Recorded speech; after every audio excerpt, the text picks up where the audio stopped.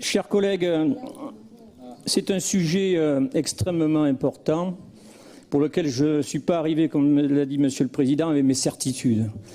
Bien malin celui qui a des certitudes sans ce dossier extrêmement large, extrêmement clivant, pour lequel, évidemment, je suis arrivé après avoir relu moult fois cette feuille de route, avoir regardé à l'Assemblée nationale les débats sur le mix énergétique, regarder les sommités qu'il y avait en la matière pour essayer de chercher le vrai du faux.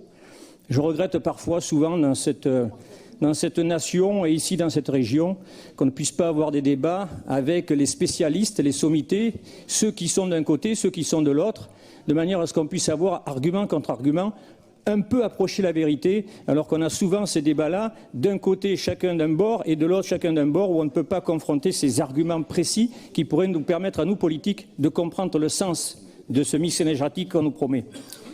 À la lecture de la première partie, j'ai été quand même assez surpris. Et le Président regardera en replay, mais je me suis demandé si les rédacteurs avaient une carte à la LPO. Je veux dire, quand le sujet est aussi prégnant que celui de la disparition de la biodiversité, j'en parle assez souvent parce que je la connais bien, la disparition des passereaux, des oiseaux, des insectes, des poissons, des batraciens, excusez-moi, je connais.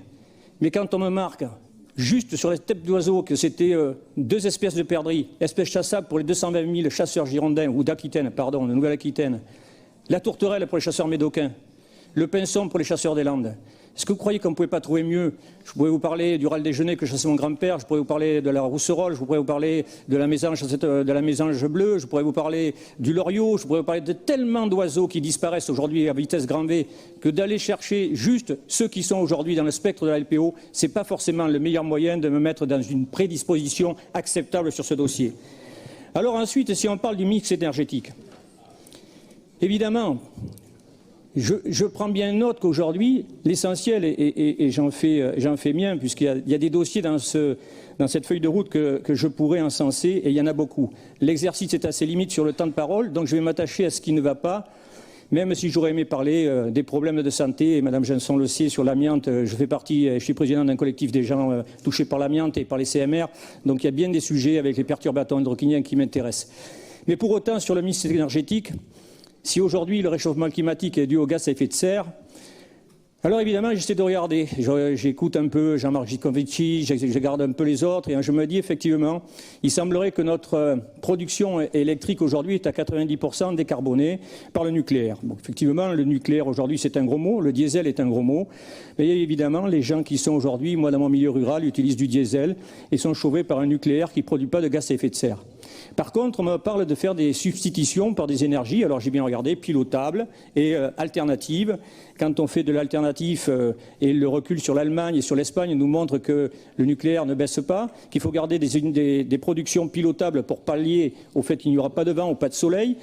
Il y a tout un sujet qui est assez extrêmement important où on ne voit pas aujourd'hui, dans 10 ans, dans 15 ans, on me parle de batteries capables, mais aujourd'hui, le stock de batteries en France, toutes les batteries de France ne peuvent produire qu'1 minute de la consommation actuelle.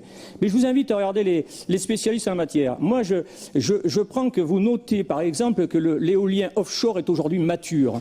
Mais écoutez-moi, je regarde les dossiers européens, sur tous les dossiers européens validés par l'Europe pour les dossiers offshore, on nous explique que le coût de l'éolien offshore, c'est 340 € du mégawatt-heure. J'ai les sites, mais j'ai tout, mais vous consulterez. Mais enfin bref, moi je veux bien, mais je reprends encore les professionnels en disant faites-moi signer un accord par les professionnels de l'éolien ou du photovoltaïque, comme quoi ils vendront pendant 20 ans leur énergie à 31 €.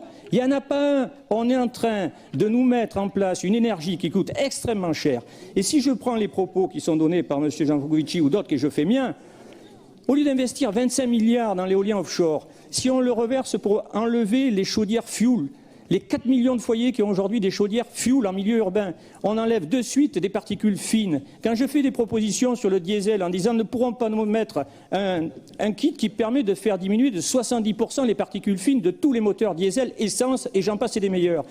c'est acceptable de suite. Je veux dire que de suite, en un coup de doigt, on peut faire baisser 70% des particules fines. On répond à vos besoins de santé, aux maladies chroniques. On m'explique, non, attendez, M. Bugelant, on va faire de l'électricité et on va faire marcher tous les véhicules à l'électrique dans 20, 30, 40 ans. Mais où elle est l'urgence climatique aujourd'hui? J'ai pas l'impression que je comprends et que j'approche exactement le vrai du faux dans ce dossier. Mais une chose est certaine, hier j'étais avec 400 personnes à Jonzac pour m'opposer aux éoliennes le long de l'estuaire de la Gironde.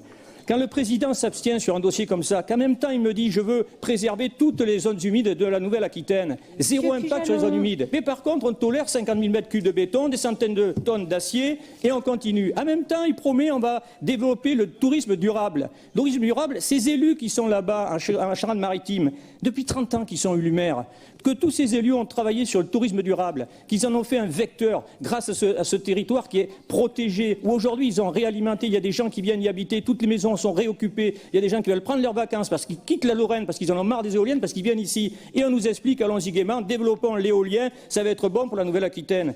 Il y a des choses comme ça qui me paraissent non crédibles dans ce dossier. Je veux dire à mes collègues aussi d'Europe Écologie Les Verts, quand M. Yannick Jadot dit que les Verts se sont positionnés contre. S'il vous plaît. Je finis. Bon, je terminerai. Je terminerai sur le fait qu'aujourd'hui, préserver la biodiversité, et faites des pancartes, tout en étant ouvert aux usages traditionnels, je ne suis pas favorable à la mise des hotspots qui deviendraient des sanctuaires. Excusez-moi, je l'ai dit à Nicolas Thierry, j'ai d'autres propositions formulées qui sont peut-être plus humaines. Si aujourd'hui il y a des territoires qui sont encore des hotspots de biodiversité, c'est parce que des gens ont gardé ces bois, ils les ont laissés ouverts à tout le monde, aux promeneurs, aux randonneurs, aux chasseurs, aux pêcheurs. Peut-être qu'on peut penser un contrat avec eux pour éviter de les faire disparaître. Mais acheter pour faire des sanctuaires, des mises sous cloche, je ne suis pas d'accord. Donc il y aurait beaucoup à dire, je fermerai là-dessus. Pour toutes ces raisons, je ne voterai pas, je voterai contre ce dossier en étant cohérent avec le STRADET. Pour moi, aujourd'hui, il ne va pas dans le sens souhaité. Merci.